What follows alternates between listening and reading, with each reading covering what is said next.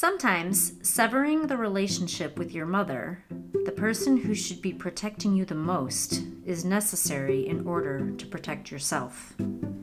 Hello again, and thank you for being here. I'm Sarah, your host at What's on Your Plate podcast. Today I'm sharing a really hard truth type of conversation I had with Geraldine Crane. What if the person who was supposed to be your source of safety, unconditional love, and nurturing, what if instead was causing deep and devastating harm by manipulating, emotionally traumatizing, and love bombing? I think this is something that occurs more often than we'd like to admit, and sometimes without even realizing it's happening. Let's have a listen. So we'll just get started. I'm excited for this conversation, Geraldine, because this is something that I think just doesn't get talked about nearly enough. And in previous conversations with you, just the mention of how mothers are put on pedestals a lot. But hmm today, we are going to be unpacking a lot of your story and just bringing awareness to, I think, a lot of our stories in Yeah. how there's a lot of deep mother wounds. So, without further ado, let's just jump in. Here with Geraldine Crane today, and she is a spiritual hypnotherapist specializing in healing mother wounds. And they can run very deep. And I think it's something that's not talked about a lot because of that pedestal that I mentioned. Mm, And just there's almost this protective bubble around mothers in terms of, I guess, how we categorize them or how they're supposed to be yeah. idolized. And you and I both being mothers ourselves, Yeah. it's a lot to reflect on in ourselves too, and how we even would expect our own children to interact with us. Mm. So welcome, Geraldine. I'm really excited for this discussion today. Thank you. I always welcome any opportunity to have this discussion because, like you say, it's not had enough and it needs to be because the wounds that are caused by a relationship with your mother that isn't a source of safety and unconditional love and acceptance, the wounds run deep and they ripple. They ripple into every area of your life and they ripple to the children, they ripple to the friendships and the relation. It just ripples and ripples and ripples. So it's such an important conversation that needs to be had more openly without shame. It's so important. Without the shame, too. That's such an important part of it because there is such a seemingly delicate layer that is between the experiences and the speaking of the experiences, right? Yeah. Um, It's funny, isn't it? You can talk about having daddy issues. That's kind of okay. You might get the odd, like, well, you only have one dad, but generally you speak openly about having daddy issues, and that's kind of okay.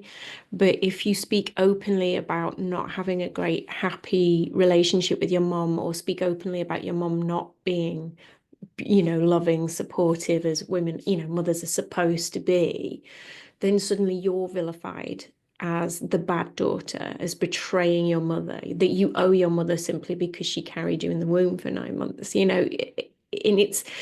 it's a real contradiction here because when you decide to have a child, whether you adopt or whether you give birth, you commit to the child, not the other way around. Yet the pressure is the other way around. Quite often, if we described our relationship with our mothers, but didn't say it was our mothers, say it was a friend or a partner, people would be like, what are you doing? Like, run away, like, end this relationship. Then the minute you say it's your mother, oh, well, she's your mom. Like, suddenly it becomes this pressure to just put up with it and accept it. And that's so Geraldine, hard. I never thought of it like that before. Mm, I understand and have often spoke of the idea of how you speak to yourself. If you spoke to your friend that way, like, would you still be friends with mm. them?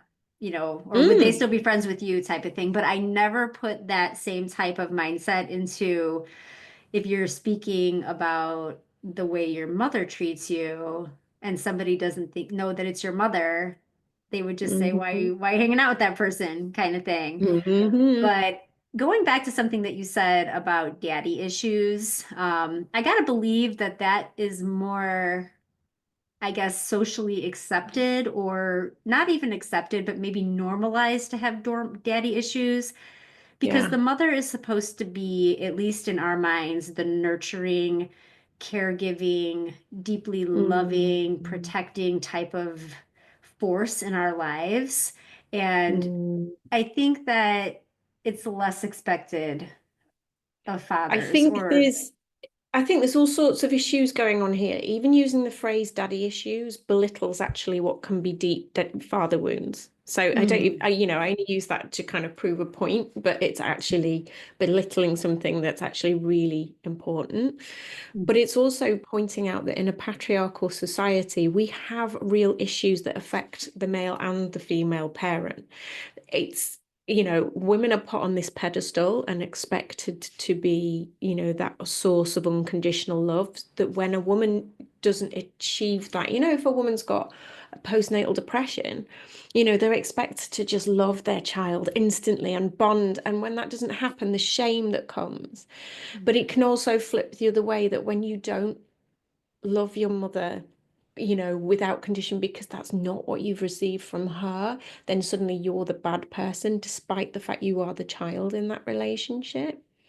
But then there's mhm. also those, um, you know, it's okay to talk about father wounds because we don't expect as much of men. Well, why, goddamn, why don't we? And actually, that's unfair on men, because actually a lot of men are an amazing fathers. So there's so much complicated layers, and it's all coming from being a patriarchal model of a society. That is so very valid, all of that you just shared. I want to not get Mm. too ahead of ourselves, though. I want to hear you share about your story. Why has this type of conversation, getting this word out more, become so important to you? So when I was 37, so I was quite old before I really realized this was a problem. I'd been having anxiety. I'd had depression when I was 19, had a complete breakdown, and then I had a couple of very, very severe anxiety breakdowns. And I always put it down to the fact that I'd been my mum's carer. So when I was 12, I became her carer because of she developed ME and fibromyalgia. So she had it very, very severely. So she was in bed an awful lot. But and I always kind of assumed that the anxiety I battled since then, particularly since being 19, was because of that weight of taking care of her physically. But it wasn't until I was 37, which sounds crazy, but I had to become a mother myself. I had to be engaging with a very good counselor. I'd worked with a few psychotherapists that weren't very good before that point. This one was brilliant. And I was training to work with survivors of domestic abuse. I have a career background in probation services, coaching offenders. I don't like that word, but that's the word we used in the job. And I worked in addiction, and I started working in charities, working with women who'd survived domestic abuse, and I was helping them through their emotional recovery. So that point where they get safe and all that stuff just comes to the surface. And it was through doing that work, becoming a mum, having a counselor who was kind of going, you should be furious with your mother. Why are you not? And starting to really understand the very many forms that harmful behavior can take, and suddenly going, oh my God, my mother does these to me. In fact, loads, when you really understand all the different forms and the much more subtle manipulative forms, I'm like, oh my God, no wonder I've had anxiety. Because not only did I take care of my mum's physical needs, but I took care of her mental health needs. She had serious mental health issues all my life. And I became her crutch. We were in a very codependent, enmeshed relationship. I was an extension of her, and I was responsible for keeping her stable and keeping her well. And that is too much for any child to carry. She would self-harm in front of me, and it would be me who would calm her down. To the point she'd push adults that were trying to support and help. She would push them away because she wanted me. She wanted me to make her feel better. And then when I tried to kind of pull away a little bit and have an identity and a life of my own, that manipulation and the guilt trips and there was underlying threats of self-harm and even suicide all my life. So that is what was causing the anxiety. And it's almost incredible to look back and go, how on earth did I not see that? But your relationship with your mum is foundational. It's through her eyes, or for most people it is, and it's through her eyes that you develop your perception of yourself and your perception of the world. And particularly if it's an enmeshed, codependent relationship, you're gonna accept her perspective of the world, because if you don't, it's a betrayal and you're risking being rejected, which is, as a child, being rejected by your mother means not surviving.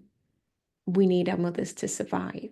This is why it's so hard for us to push against what our mothers tell us about ourselves in the world, because if we're rejected by them, we might not survive.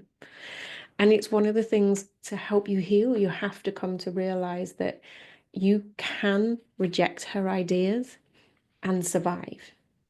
You can cause her to be upset with you and you will be okay. And it's one of the hardest things to get around, is that fear of upsetting your mother. And it took really my relationship with my children being deeply impacted for me to go, no, no, no, no, I'm not doing this anymore. I can't keep having breakdowns. I can't keep losing my temper with my children. My daughter was being diagnosed autistic and learning disabled. So we had enough challenges. And I needed to be a fully healed, whole human being to be who my children needed to be. And I couldn't do that with my mother in my space. And I had to cut contact.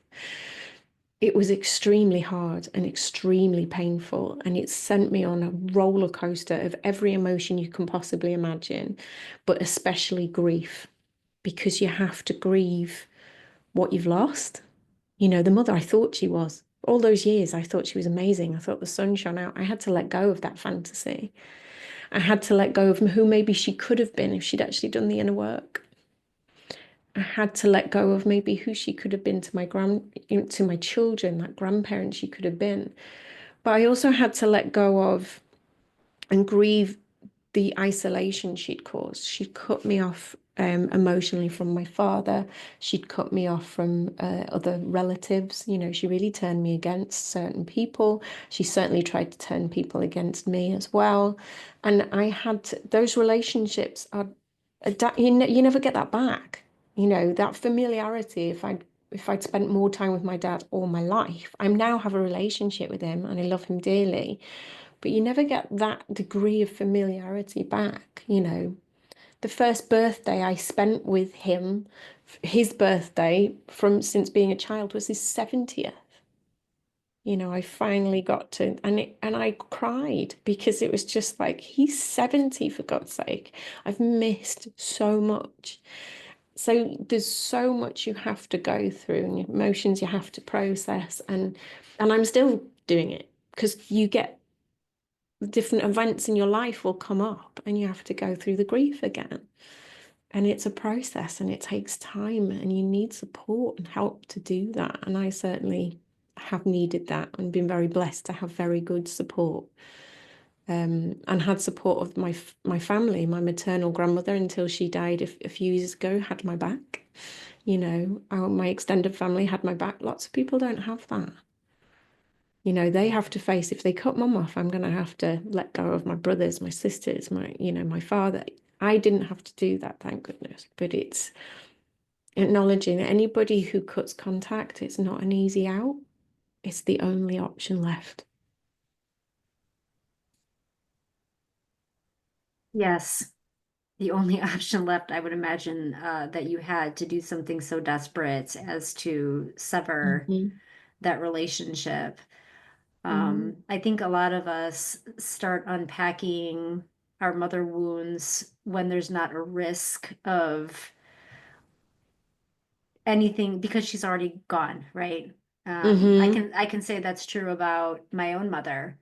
Um, it's not nearly as deep as your wounds, but for sure there's things that were heavy in our relationship for sure, and things that have been left unsaid and unhealed. And for sure, it is easier to address those things, at least out loud, when there aren't Hmm. repercussions, right? Yes. Because she isn't Hmm. here. Um, and that's not to say that that's the right thing to do, because I think there's a lot to be said about facing things head on. Mhm. Yeah, I've known people. I've got a dear friend who actually said to me they had a very, I mean, their relationship with their mum was worse than mine with my mum. It was horrendous, but they didn't cut contact. Their mum passed in the end, and they just said to me, "I really wish I'd cut contact while they were alive because it's been much harder for them actually since she's passed." And the problem is as well, people tend to, when somebody's died, it's like you can't say a bad word about them. So he's struggling, being able to struggling to process those emotions openly with family and friends. Like it sometimes can get harder when they've passed.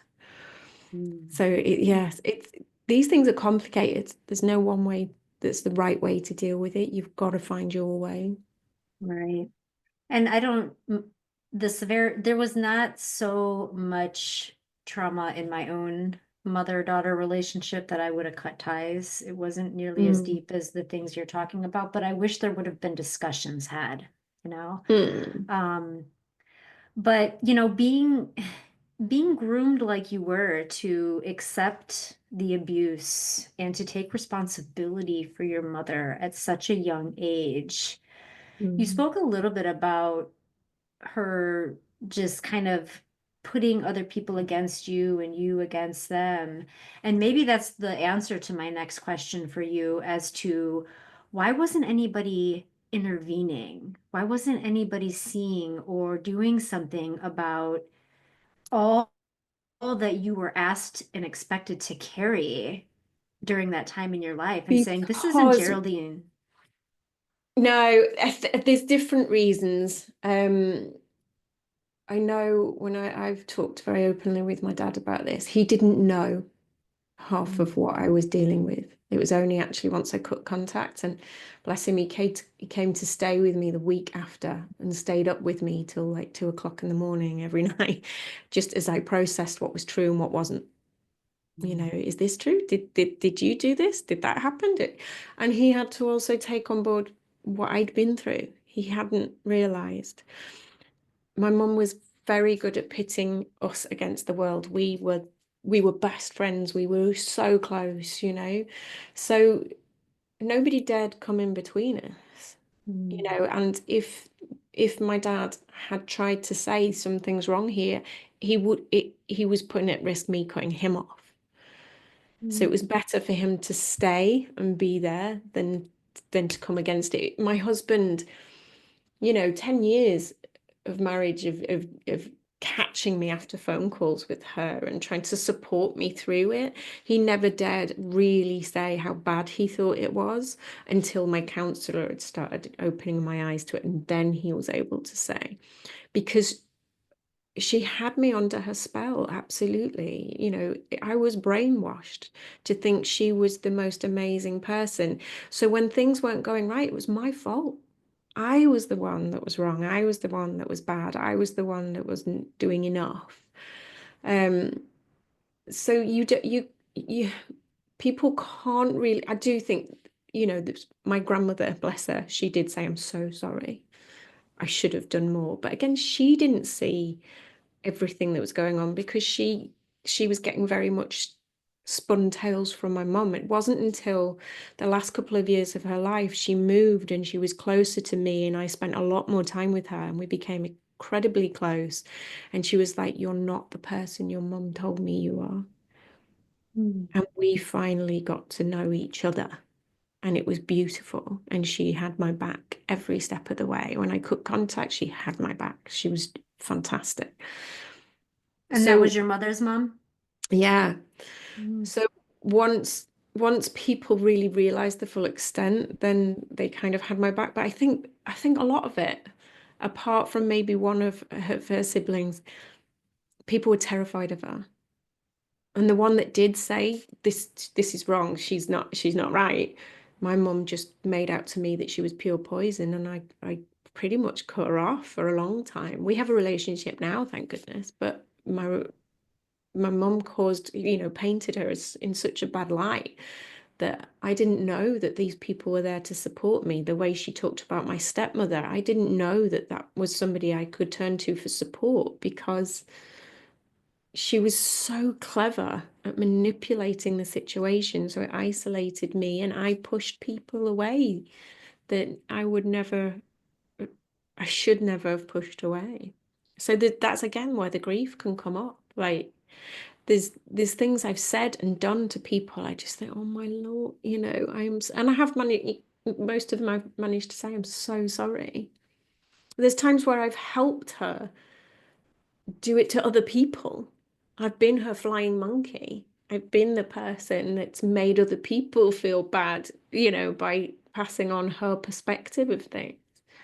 And the guilt around that has been something I've had to deal with and process, that I allowed her to use me that way.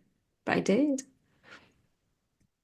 A couple things that you said there lead me to ask how we are so very much in need of love and acceptance and nurturing from our mothers Mm. that we will conform and do most anything, especially in those early formative years. If we Hmm. feel like there's anything that is taken from us from our mothers in terms of that love or that nurturing, it's easy to understand how we can be conformed and influenced to, and manipulated is really the word, Mm. to do Mm. what they want rather than what Mm. is for best for us, right? Or what is true for our path, to live their priorities versus our own. Is that what you Yeah. felt very early on? Like you had to just keep Mm. doing what was what was downloaded, programmed into you to do as a way to like hang on to her love and acceptance. It's only in reflection that I see that that's what I was doing. At the time, I just adored her. She could light up a room. She could be so vivacious and so fun. She was an expert at love bombing. She could love bomb me to death. She would put me on a pedestal. What an amazing carer. You look after me. What an amazing daughter. And then she would knock me off it. You didn't bring me a drink. You've laughed with your friends upstairs while I'm down here on my own. She could knock me off that pedestal very, very quick. And that's causes a trauma bond. And a trauma bond is very much like addiction. So you're constantly trying to do something to get that next high. You're constantly trying to do something to get that good mother, that loving, fun. So you do all you can. And when you've got a mother who's mentally unstable, you're doing all you can to keep her stable. So the last thing you're going to do is anything that you think may trigger her self-harming, an emotional, explosion. You're going to do everything you can. You're going to tread on those eggshells so delicately because you're so scared of getting that darker side. And my mother had she could go very dark. She would talk about suicide and self-harm and she could get so angry with the world and it would be me that she would offload it all with.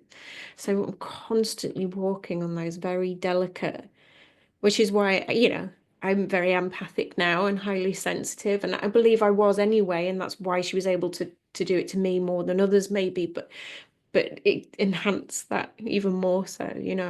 I used to be able to walk in a room. I could tell you what mood she was in, and I could tell you where her body hurt from just looking at her. I could tell you exactly where she was in pain. That's how much I was in tune to her needs. Wow. And that is a really deep knowing. And when you know and she knows that you are the person who is Mhm. in tune like that and has been groomed to be in tune like that, that type of, I almost don't want to use the word connection because connection in my mind is Sounds a healthy, right? positive, right? It should be a Yeah. healthy word. But that Mm. type of way that you bonded with her or were attached to each other, Yes. um, is it's like such a deep level of codependency of that, like I see and know exactly what is wrong and what is hurting and what is not okay, that I feel it too almost. Hmm. Oh And gosh, something yeah. something else you said too, a few minutes ago about how you actually were so programmed, you were to the point where you were helping her manipulate other people. That Hmm. is one of the most tangible, real ways that I've heard somebody speak about how real generational like Mm. tendencies or traumas and things can move forward. We talk about Yeah. that notion a lot, but to have it be like a real thing that you can see and know and see happening, Hmm. I think that that visual is really important for people to understand because I think that that gets lost a little bit. We hear that, oh, it's generational trauma, it's generational like tendencies, but you described how it actually was transferring from her to you. And if you had not come to your own knowing about what was happening, this same thing would be right onto your own children. Oh yeah, like she was I have to catch myself even now not using emotional manipulation as a way of getting what I want with my children.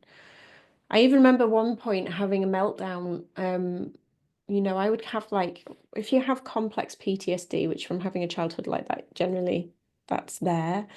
You can have what's called emotional flashbacks, where you just have these big emotions come out of nowhere. You don't really know why. Something small's triggered some, and you just have this big emotional response. And I had one, and my children were with me as I was crying in the bathroom, and they were tiny. They were very small. And I remember saying to them, I can't cope with all this at the minute. It's too much. And it almost like I was saying to them, you're too much for me. Oh God, that hurts. Really hurts. I would never talk to them that way now. I had another emotional flashback a few months ago, and my I screamed at my son, and he screamed back at me, "You cannot talk to me that way." God, I was so proud of him.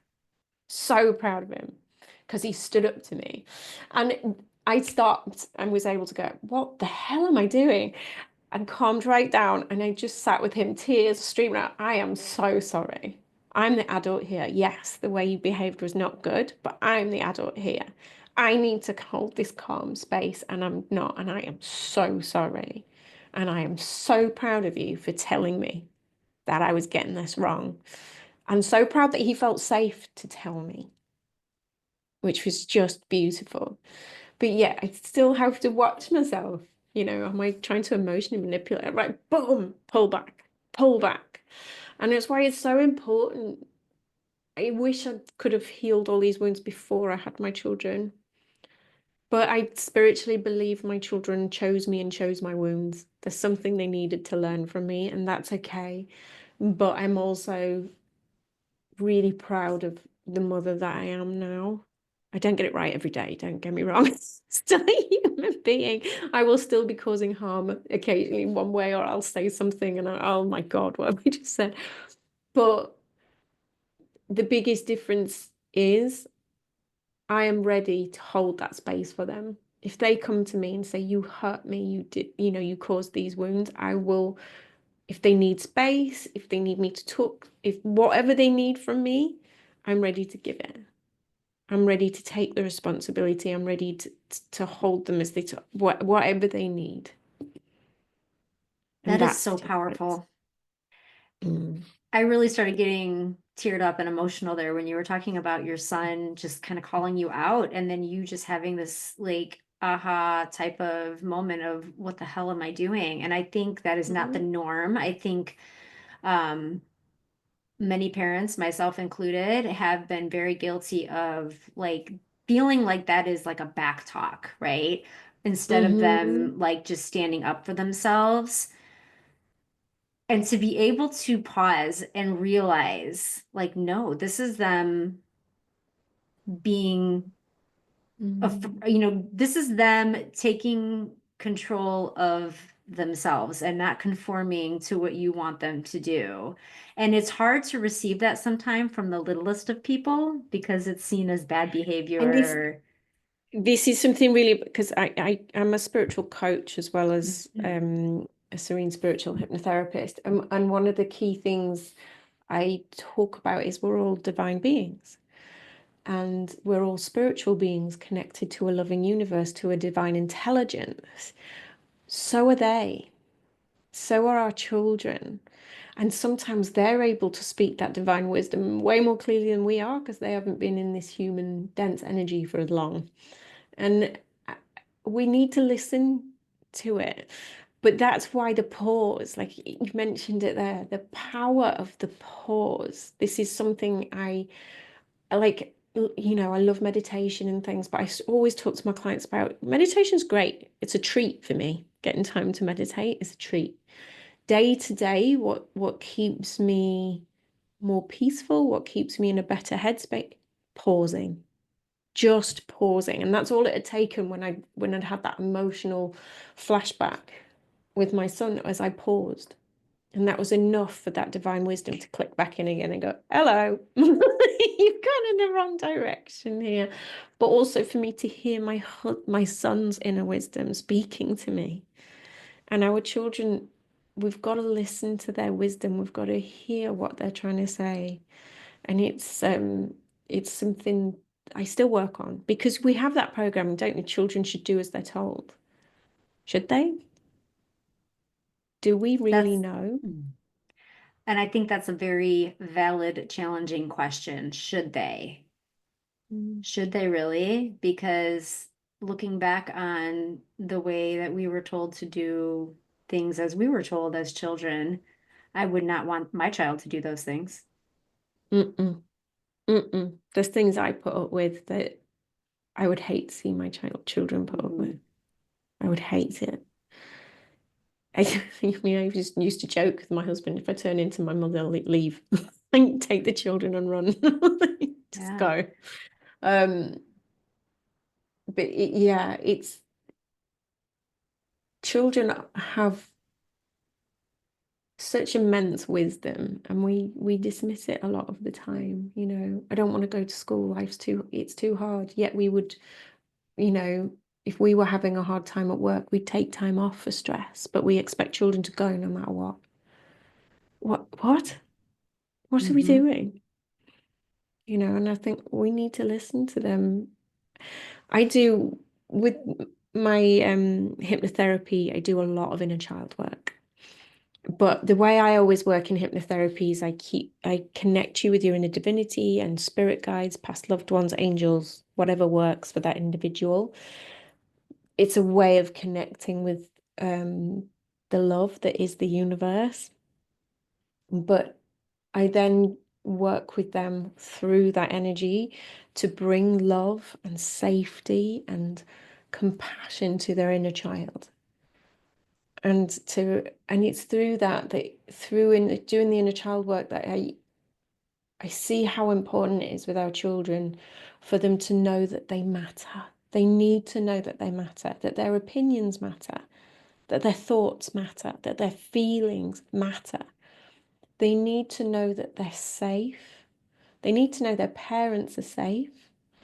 And they need to know that they're loved without condition, that they can say no and not be rejected. They Mhm. can have a different opinion and be accepted and loved no matter what. And that's my focus all the time now with my own children, is thinking, if I was sitting with a client in therapy talking to their inner child, what would I say right now? Because I'm dealing with my child's inner child now. Mhm. What do I do with them right now? It's Right. powerful. The, it is powerful, and it's something that I've been leaning more into all the time, in terms of just that autonomy that we need to give to children, instead of just taking their power away all the time and expecting them to conform into what Mhm. we as adults think they should be or how they should be. And Mhm. moving away from that type of ingraining is something that I've actively been working on over the years. And it's a process for sure. Yeah. Doing that inner child work, as you're mentioning, as adults, I think is really important to help us get back to remembering what it's like to be a child and to be in such a very vulnerable place. Um, Mm. it's it's something that should be held so gently, even with our own children, with us and our own children, Mm. so that we can just give them their power back and say, I am not here I to think control you. inner child work is deeply emotional, but it's incredibly powerful. And people think when you're getting in contact with your inner child, you're getting in contact with your childhood. You're not. You may need to go through some things in your childhood and clear them, but what you're getting in touch with is a part of you, deep within you, that is curious, playful, joyful, innocent, and bringing them the love, the safety. You get so much in return. When you have a relationship that's loving and joyful with your inner child, when you do things in your day-to-day life to honor your inner child, you get a bit silly and playful and curious. That inner child gives you in return curiosity, gives you in return like a joy and an appreciation of some of the simplest things in life, which can be incredibly life-changing. And it's just something I wish everybody would get an opportunity to do, because it changed my life doing a lot of inner child work. This year, I've been through one of the hardest years because I was diagnosed with breast cancer in April and then had to have a single mastectomy and immediate reconstruction, which was done from the tissue on my stomach. So it was a massive operation. I'm lucky the cancer that was it, it's gone. I haven't had to have any other treatment, but it's been, the operation didn't go. I had a really nasty infection. It's been a really difficult year, and I've obviously had to deal with a lot of challenges emotionally and physically. Mm. But one of the things that's helped me stay strong through all of it is that inner child work. Because if your inner child doesn't feel safe and doesn't feel loved, and then you have to face stuff like that, it's massive. But if you Yeah. and before you deal with anything like that, your inner child feels safe and feels loved, that stuff is easier to cope with. I wouldn't say it's easy. I would never say it's easy because it wasn't. But I was much more able to honor what I needed through the year. So the emotions that came up, I was able to allow myself to feel them and express them in safe spaces. I was able to be a safe space for myself. And I was able to start asking for help from the people that were able to give it to me. And I don't believe I would have been able to do all that had I not done the inner child work. Amazing. I'm Mm. so glad that you're through your journey of Mm. that Oh, I'd say earlier. I'm through the the cancer bit's gone. Well, that's The, what I meant. I'm so, the yeah. recovery, yeah. I feel like the inner child work is an ongoing thing for our whole Oh lives, yeah. right? Always working Yeah. through that. But tell us how we start that. I think a lot of people hear that term inner child work, and it seems like this mysterious type of way of healing or connecting with yourself that feels out of reach? There's lots of different ways that people do it. There's a protocol that was created by John Bradshaw, which you can find professionals who are trained in that, and it takes you through all the different ages and being able to communicate with your inner child at those different ages and clear what you need to do. The way I work is I have that protocol in the back of my mind, but I work with, as I said before, we work with sometimes I always invite an energy aligned with love to come forward and work with you in hypnosis.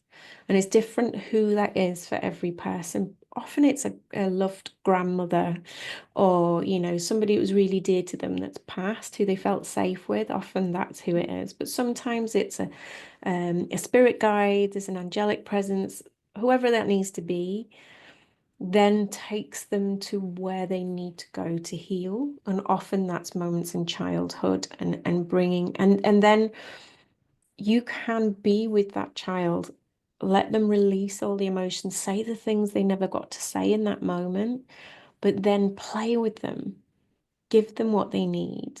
Talk to them, say the things to them that nobody ever said to them, take them out of that scenario, take them somewhere safe. There's times I do it where it's literally just we're on the beach and we allow that inner child in and they just play and let the inner child tell you what does she need, what does she want. And it's very, very powerful stuff. It's emotional, like bring the tissues, there's going to be tears, but it's beautiful. It's so beautiful when you get somebody to truly look at their inner child. And I don't mean look at what happened to them, I mean the child, that beautiful, innocent energy. Often the women I work with, if they met a child in a playground that was crying, they would be the first ones. They would be there, they would be looking after them, they'd be trying to get them the help they need, but they run away from their own inner child because they're so scared because of the emotions it's going to bring up. What I get them to do is kind of bypass that and no, just look at her. Look at the light she is. Look how beautiful she is. And they start to see, oh, she's so innocent. She's so sweet and loving and funny and quirky. And then they can start bringing the love to that inner child. And by doing that, they're bringing it to themselves. And it's really powerful. There are simple things you can start to do for yourself. And one of the best ones is this is a technique from John Bradshaw, is to write to your inner child. But you write your letter with your dominant hand and you write the reply with your non-dominant hand. And it's amazing how using your non-dominant hand connects with your subconscious, which is connecting with your inner child, and you get those answers. You get, what do you need? She will tell you. And the more you do it, that's something you can do every day. The more you build this relationship with your inner child, or you let your inner child draw. That's a really lovely way that you can connect. But I would say, I would never really advise anybody to do inner child work on their own because it is very emotional, and to really get the full benefit out of it, you need somebody who's professional and knows how to support you through it because it brings a lot up, and it's really important to get that support from somebody who knows what they're doing, you That know. makes a lot of sense. But find somebody, it's all good and well finding somebody who's highly qualified, and that's brilliant. But if you don't feel safe with them, it's not going to work. You find somebody that you connect with, that you gel with, that resonates with you. Like I tend to attract women who are of a similar age, often neurodiverse because I have ADHD. Obviously come to me, they have mother wounds, so we connect. I get them and they Mm-hmm. feel safe. This is what most women say to me. I just feel so safe with you. And I Mm-hmm. purposely work on creating that relationship with them before we do that work. You get that bond going first, because if they don't feel safe, it's not going to work. Well, that makes a lot of sense. Allowing yourself to step into a very vulnerable place of healing requires you Mm. to really just let yourself be seen and held so that you can feel free afterwards, right? And Mm. doing that with somebody that just seems disconnected, it's not going to work. You're not going to be able to open No. yourself to them. Yeah. That's beautiful that you are connecting with primarily women, it sounds like, but people in that way to be able Mm. to just kind of get back to themselves of who they were always meant to be and who they've always been, just hidden away, Yeah. tucked down, stomped on, and just It's kind of There's just nothing more beautiful than seeing somebody start to really love who they are, to mm, see them connect with their, I call it your inner divinity. It's your contact point within to a loving universe, and to get that connection getting stronger so they know it's there for them all the time. Um, to see them having a loving relationship with their inner child, it's an absolute honor and a privilege. There's somebody who would trust you with that. There is no greater privilege. Generally, most women cry at most sessions with me. There's a lot of tears. And that's because they can. This is a really safe space, and it means it comes up. But it is, sometimes you get people apologizing. Never apologize to me for crying. It's the greatest compliment you could ever give me, because it means you feel safe. And that's all I ever want, is those women that come and work with me. And I do work with occasionally with men. I just want them to feel safe, because feeling safe, feeling listened to, feeling validated, and I bring love too. I bring love. That will bring deeper healing straight away mhm. before we even get going. Just that in itself brings so much healing. Being heard, being seen, and being validated. That's really powerful in and of itself. You're right. Mm.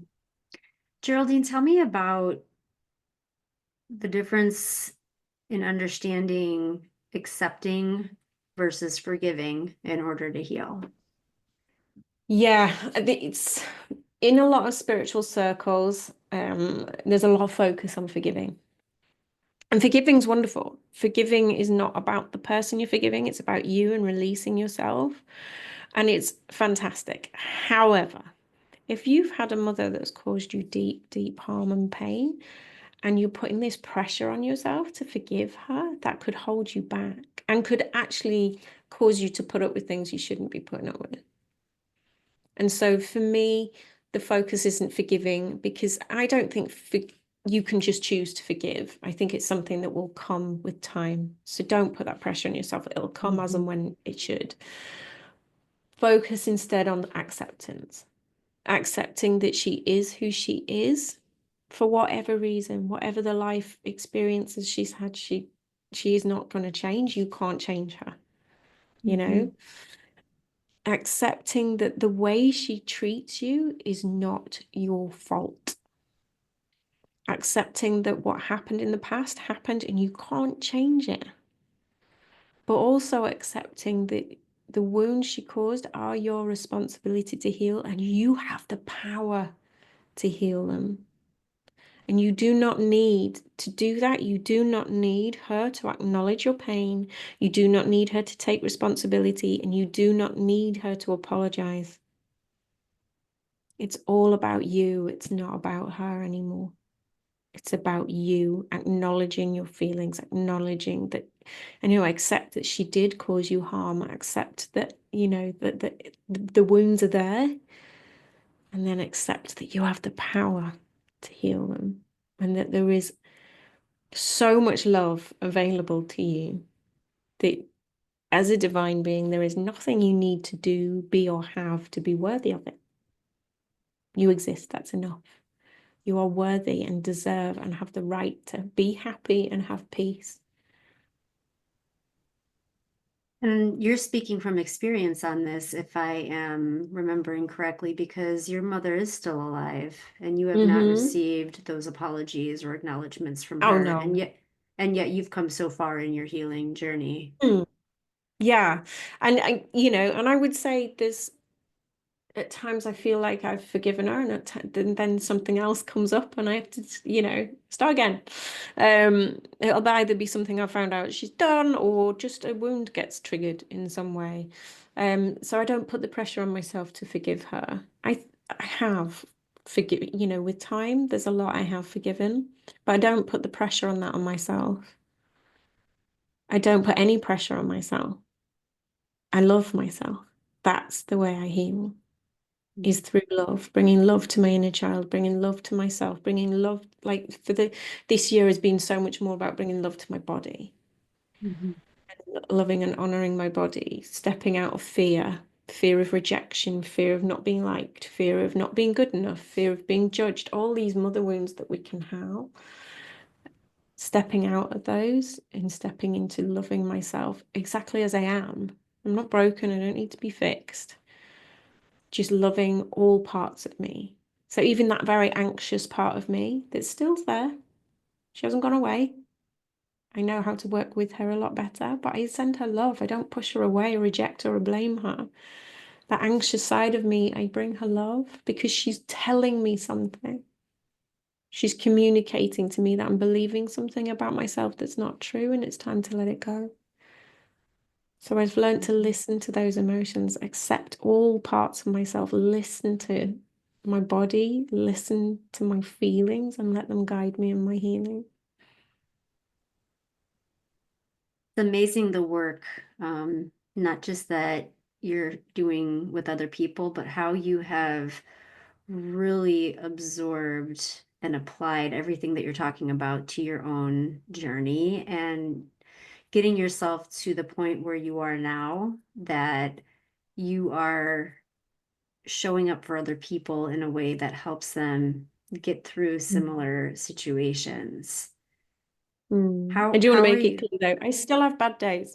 Oh, for We're sure. all allowed It's a to have those. lifelong, yeah, it's a lifelong thing. Like we said, you're always going to be working on your inner child. You're always going to be Yeah, working through the traumas that you've had in your life, whether they're mother wounds or other issues yeah. and traumas.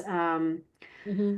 But turning your pain into a purpose is something that I love to see people doing. It's, the ones that are healing other people are also themselves healed or in the process of healing, right? Yeah.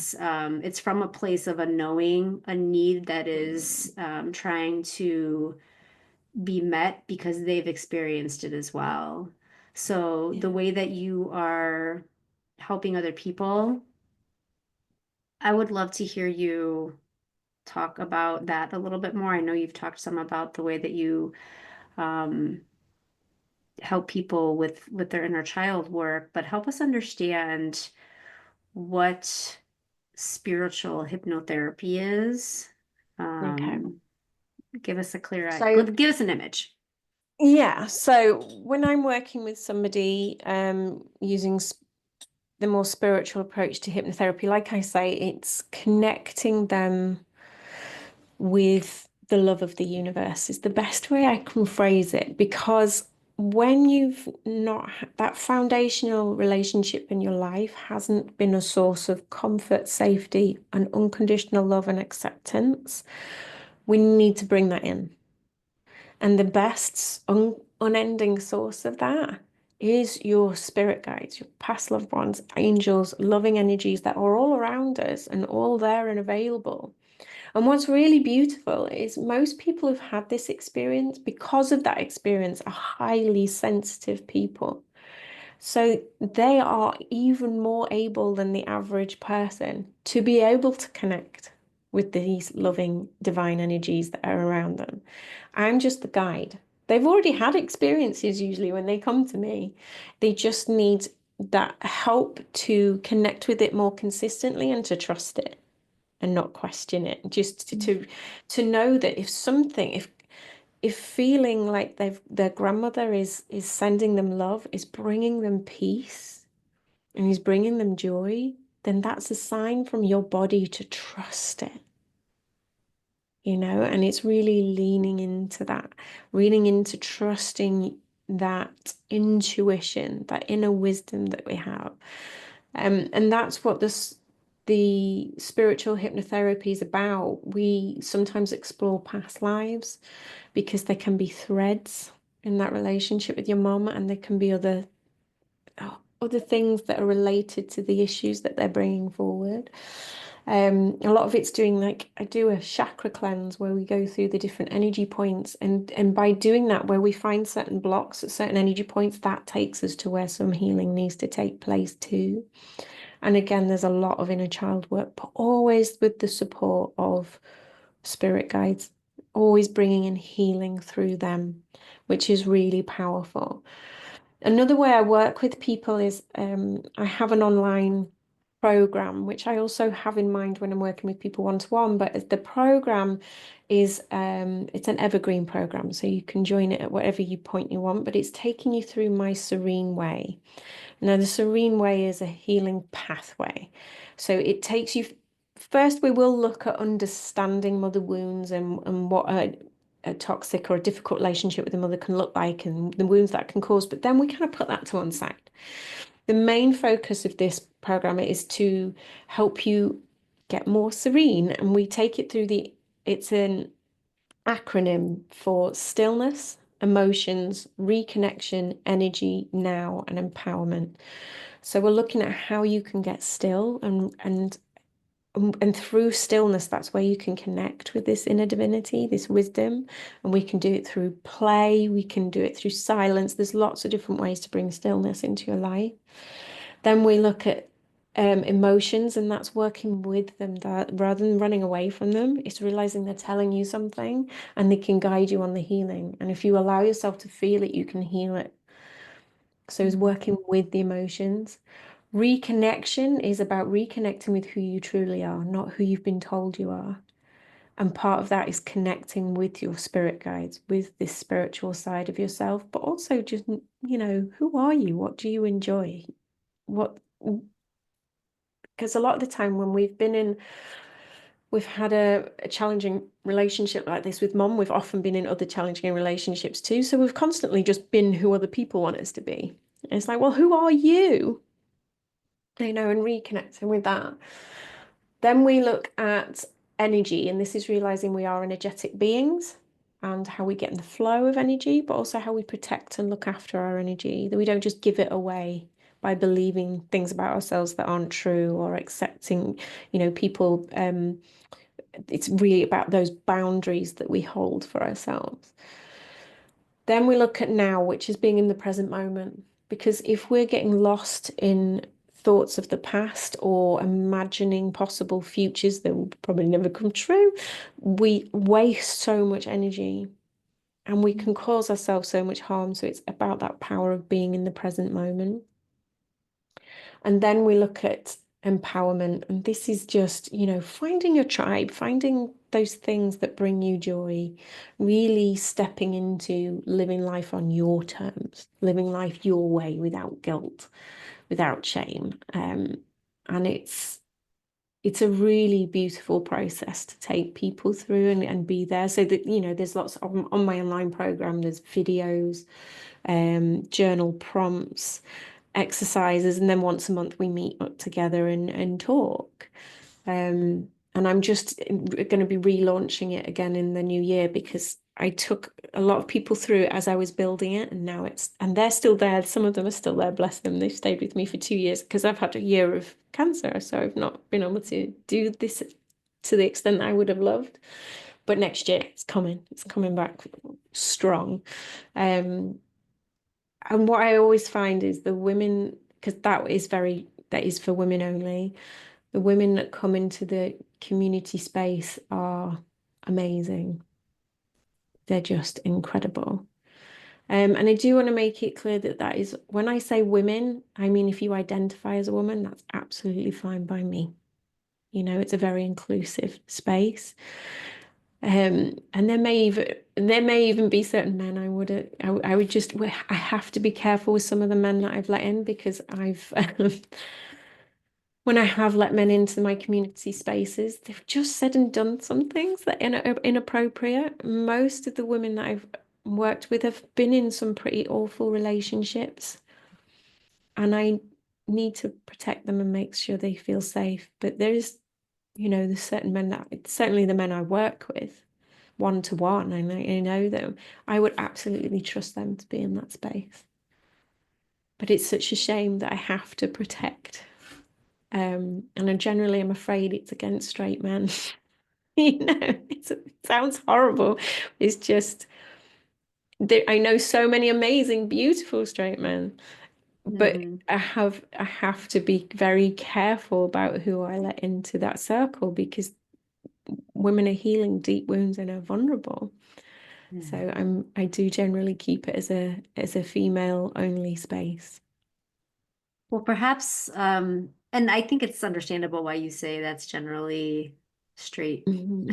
probably straight white men, if we're really honest, that have difficulties in a space with Yeah.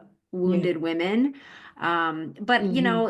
that is just that can be said to bring awareness to the fact that there's a lot of straight white men that have a lot of deep wounds themselves and really need to Of lean into course. their own healing in order to Mhm. understand why they need to hold other people's wounds gently.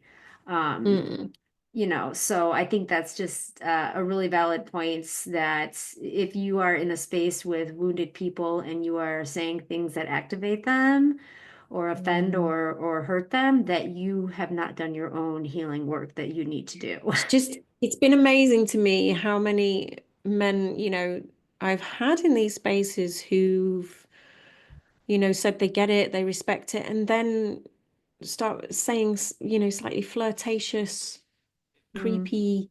I had one man who I didn't let into my free group on Facebook because it's a women only space.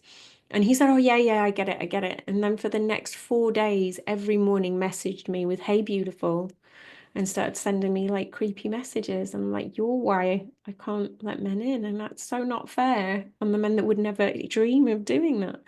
But it's the only way that I can make sure those spaces are safe for the vulnerable women that are in there. And I It's think that the a men sad who situation. Well, but I think that the men who understand that also I get it. respect the space of it being an all Yeah, female they space. do. So, it's just one of those things that you will attract who is meant for you and not to Yeah. worry about everybody else. It was funny Um, actually that when that happened, I'd been thinking, do I need to let men into this space? And the universe answered my question. I was sent him. I was like, okay, I'm listening. This needs to well, stay in all females. yeah. And that kind of being in tune like that, I think a lot of people would be brushing off and not connecting as the sign, so to speak. But I'm sure that a lot of this inner work that you have done for yourself has really just made you more in tune with listening and Mm, hearing. Not mm, just listening, but hearing. Like those are two different things, right? But yeah. also just being more aware and being brave enough to actually move forth and do the things that the universe is speaking into your ear. Yeah, I do as I'm told. That's what I'm always joking about. Don't tell me to do something, I do as I'm told. One more question I have for you before we wrap up this conversation, which I mean, this is just, this could be like a 12-hour podcast conversation because there's so many things that I want to ask. But um, Yeah. when when you're talking about connecting people to a past loved one like a grandmother, and if not a physical person that they once knew, a spirit guide, is that something that people generally need to be aware of before a session or working with you, or do they find that guidance within the work? Um, I mean, I work with some people who don't want to work that way at all. I have a client who I don't do any hypnotherapy with. We just purely coach, and there is no Mm, spiritual. That's more about a neurodivergence. mm, That's more about supporting in that. So there's lots of different ways I support people. I meet them where they are. You know, it helps. It really like the impact of the work is much stronger if somebody's open to connecting with those spiritual energies. And I do find I tend to attract the people who are ready for that, who want that.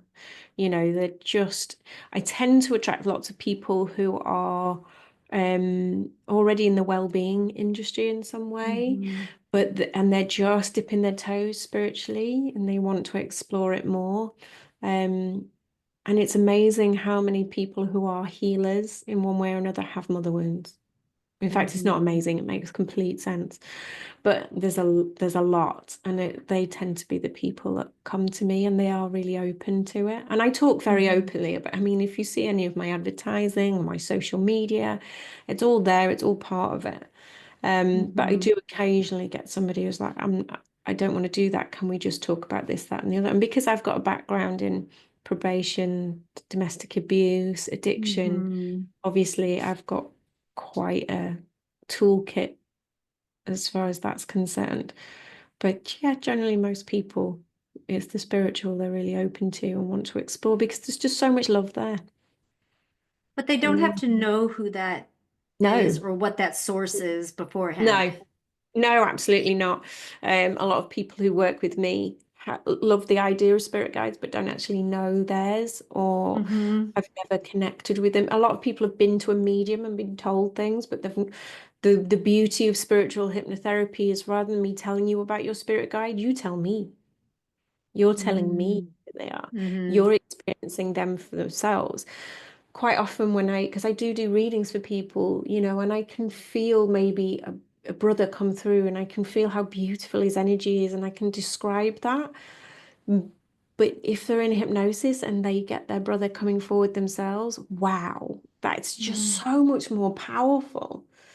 Um, and that's what I love about spiritual hypnotherapy, particularly I call mine serene spiritual because spiritual hypnotherapy generally is a lot around past life regression. But for me, it's that serene spiritual is that connecting with the love of your spirit guides, connecting with those loving energies that are around all of us, and letting them guide you on your healing and bring so much love. And it's so pure, unadulterated, raw, unending love. It Mm-hmm. cannot help but bring healing. It's just beautiful. It's just such an honor to do it, and I'm so grateful because I got shown by Spirit how to do it. Like they talked me through it. I was channeling scripts. I'm like, oh, this is what we're doing. Okay. And it's grown and evolved over time, and I'm incredibly grateful because it works, Well, and it's just clearly, beautiful. yeah, clearly it has absolutely impacted you and your life and the way that you are moving through motherhood. Um, Mm. it's just amazing. And thank you for sharing your gifts with the world and showing us how to heal ourselves. It's just really important work that you're doing. If you were going to Mm. leave us thinking about something today as we come to a close, what would it be? I think the key things are know you have a right to peace. You have a right to live a life that brings you joy, that's peaceful, to live life on your terms, your way. One of the biggest things I do is just give permission to people to just be who they are and live life in a way that feels fun and comfortable and peaceful for them. And what that is for everybody is different. Mm. And and really, the key to all that is to love yourself. It really is the key. And if you're not ready to love, use the word love, just change it to appreciate. How can you appreciate yourself a little bit more and grow from there? But there's trust in anything that brings you peace. Trust that. Follow it. Do more of it. It Mhm. really is that simple. Anything that brings you peace, have more of it in your life. That seems really simple and for many of us can be really complicated until we've done the Mm. work, right? Mm. Yeah, one step at a Think, time. yeah. Yeah, absolutely. Thank you for this conversation. I'm going to make sure for our listeners, all ways to stay connected with you will be in the show notes. This has been just a lovely conversation. Thank you for just your vulnerability, for sharing so much of yourself and telling us how to start healing ourselves. Thank you for giving me the space to have this conversation. It's so important. Can you relate to parts of Geraldine's story? Can you see any of the traumas she's experienced happening within your own parenting? Some of the biggest thoughts that came up for me during this conversation were, your children are not responsible for you. They don't owe you anything for bringing them into this world or for parenting them. Your unstable emotional state is not something that they should have to carry. It is not your child's job to please you, and you shouldn't make them feel guilty when they don't. And the very real way you can grieve the loss of someone in your life, even though they haven't yet passed away. That's true for many beyond parents, I feel like. If you're feeling the need to work through some of the inner child traumas, release yourself from the hold that anxiety has had on you from the relationship challenges you've had with your mother, reach out to Geraldine. Connect with her with the links in the show notes. Thanks for listening in and being here today. Please do take the time to subscribe to What's on Your Plate podcast and share this episode with a friend to help keep the conversations coming. Until next time.